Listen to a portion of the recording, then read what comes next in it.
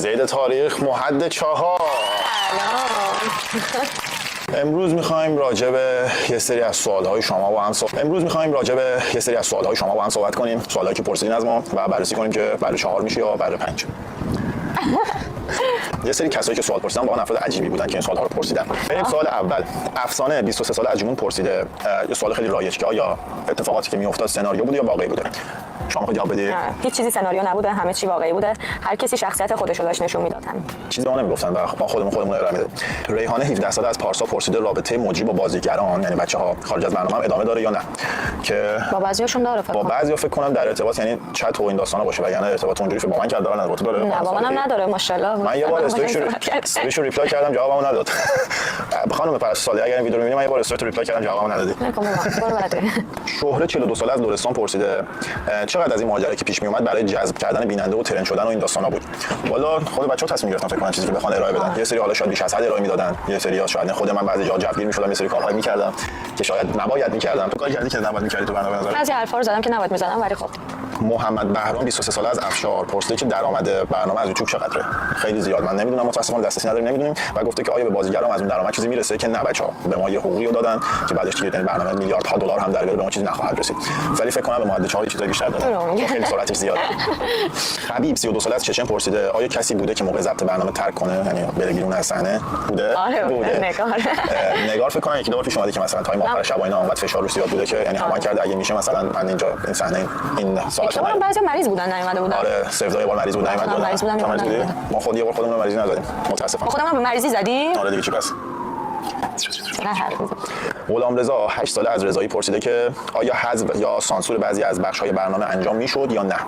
سانسور که داشتیم. آره به ما کلا ساعت‌های زیادی جلوی برنامه جلوی دوربین بودیم. شما فقط یه ساعتشون. یه ساعت و نیمش شما می‌بینید و تایم‌های زیادیش کات شده، سانسور شده و خیلی زیاد اتفاق افتاده. پس واسه همین میگم انقدر همه بچه‌ها مورد قضاوت قرار نده. شاید یه سری چیزها سانسور شده، کات شده و خیلی راحت میشه یه جوری دیگه جلوه بده. ولی خب در کل همونی هم که هستم به نظر من شخصیت خودشونه دیگه. کامران از نجف پرسیده بیشترین بحث و جنجال کیا ایجاد می‌کردن؟ تمام خودت ببره. دلم خودت ببری. فکر کنم بچه‌های گل تو خونه بدونن که کیا ببینن کیا بیشتر دارن جنجال و بحث درست میکنن همونان دیگه. تازه خیلی‌هاشون هم باز میگم ببینین کات شده. هادی 63 ساله از عامل. میشناسی؟ هادی از عاملو؟ عامل دیگه منظورت. عامل که همسایه من، هادی از عاملی که دیگه است. اسم سوالایی که دارن میپرسن افراد خیلی اسمای عجیبی دارن. آیا بازگشت مهمون‌های محبوب از قبل برنامه‌ریزی شده بود؟ منظورش مثلا فکر کنم به اون که برگشتن برنامه‌ریزی شده، نه ما هیچ کدوم در جریان نبود و به خاطر کارگردانی موضوع اتفاق افتاد. جوزف از کنعان پرسیده چقدر احساسات نمایش شده واقعی بود و چقدرش فیک بود؟ فکر کنم واسه هر کی متفاوته. آره جوزف از کنعان که این سوالو پرسیدی. خب هر کسی شرایط دیگه‌ای تو اون برنامه داشت به نظر من احساسات و یکی امکان داره فیک ارائه داده باشه، یکی امکان داره خود واقعیش باشه. بستگی داره. جوزف سوالت خیلی از اونجایی که همه شخصیت تا ثانیه به ثانیه عوض میشد نمیتونیم اینو ما بگیم به نظر من. بچه‌های گل تو خونه خودشون میتونن تشخیص بدن احساس میکنن. معصومی نژاد از روم پرسیده آیا همه صحنه‌ها یک برداشت ضبط میشد یا چندین بار کات چیزا داشتیم؟ نه هر روز 3 بار کات داشتیم. صبح آره تایم استراحت. هر روز 2 بار تایم استراحت داشتیم دیگه. یکی بعضی روزا برداشت صبح بود، بعضی روزا ظهر تا غروب. کلا هر روز 3 تا بود دیگه. آره. نه بچه‌ها منظورش اینه که مثلا یه صحنه چیزو کات میدادن مثل فیلم، نه کات نبود تا پوریا از ولی پرسیده کدوم قسمت سخت‌ترین کدوم روز سخت‌ترین روز فیلمبرداری بود؟ یاد میاد؟ فکر کنم روزی که ما ورود میزنیم، صبحش دانیال میاد الهه رو میبره، ظهرش زهرا و علی ورود میزنن، چکیم غروبش من ورود میزنم. جدی همه تو روز پرباری بود. دم کارگردان گرم. آره آفرین. خوب یادت جورجینا از عربستان پیام داده. گفته آیا کسی تا حالا به خاطر برنامه شکایت کرده از شما؟ من والا تا اونجایی که در جریانم بچه‌ها یکم این اواخر زیاد بینشون بالا گرفت و یه سری صحبت‌های شکایت کشی بوده.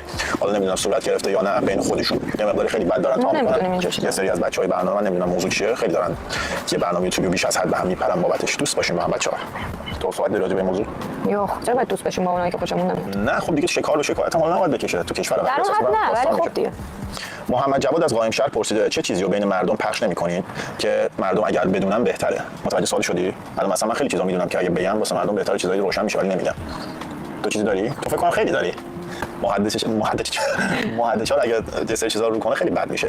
آره. واسه سری از بچهای گل ولی منم مسلماً آره خیلی از بچه‌ها فکر کنم یه سری چیزا رو نمیگن و احترام میذارن. اما من گاهن دارم میبینم یه سری از بچه‌ها تو کانال یوتیوبشون خیلی دارن یه سری کارهایی میکنن که نباید بکنن. یه سری چیزایی تو یوتیوبشون میذارن مثلا من جلوی رفیق صمیم خجالت میکشم اون حرفو بیان کنم. یه سری از بچه‌ها واسه ویدیو یوتیوب خیلی دارن خودشون کار میکنن. آره ارشیا از اسفراین، حتی تو اسفراین هم ارشیا دیده میشه. میگه آیا بین عوامل و بازیگران رابطه عاشقانه شکل گرفته؟ من این ویدیو دیدم یه فیلم بردار داره نگار خیلی عاشقانه نگاه میکنه، دیدی اونو؟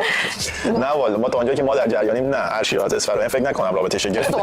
بابا حالا خونه عشق البته بوده، دلیل میشه اونجا همه اصلا خوششون بیاد. شاید هم اومده ممکنه شد میدونی چیزی دارم. اوه کامبیز از دیرباز پیام داده.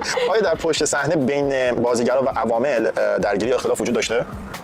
نه درگیری. یه سری چیزای جزئی داره، یه سری چیزای جزئی مثلا لفظی امکان یه چیزای یادمه ولی درگیری نشده، مثلا یکم تلنگری تشری چیزی بزنن از پشت صحنه بین یک دو تا از بچه‌ها، ولی درگیری نه، چیز خاصی نبوده. امیر پدرام از زنجفیل پیام داده آیا پیش اومده که یک مهمان بعد از برنامه بخواد دوباره بیاد، یعنی بعد حذف شدن و شما ردش کنین؟ دست ما مثلا نمی‌دونستیم کسی قراره بیاد، نه ما فقط به حذف رای میدادیم بچه‌های تو برنامه و ورودی جدید دست ما نبود. امیر پدرام از زنجفیل. زنجفیل شهره؟ محمد کاظم از کاظمین پیام داده، کم پیش میاد کم میشناسیش؟ محمد کاظم از کاظمینو میگه آیا تا حالا حس کردید که این چیزی که داره جلوتون ارائه داده میشه 100% فیکه؟ آره. میشه مثال بزنی؟ رابطه بعضی از بچه‌ها. میشه مثال بزنی؟ من خیلی ساده و حضور باورم.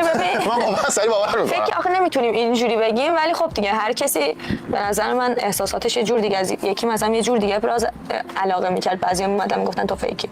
پس تو حس کردی که امکانش هست چیزا 100% جعلی باشه و فیک باشه چیزایی که داری می‌بینی؟ بعضی چیزا بروشون آوردی تو صحنه؟ نه من ببکم.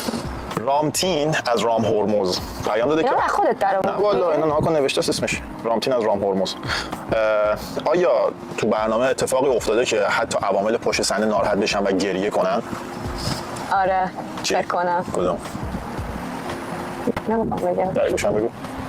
میکروفون داریم. خب نه نمیذارم دیگه. خودم گفته بودن که وقتی تو داشتی صحبت می‌کردی اونجا پر شده. دارم به خود اسمشو بیارم. خب محد 4 میگه آره به من گفتن که یه جایی داشتی صحبت می‌کردی، حالا با یه شخصی ما خیلی ناراحت شدیم و بغضی شدیم.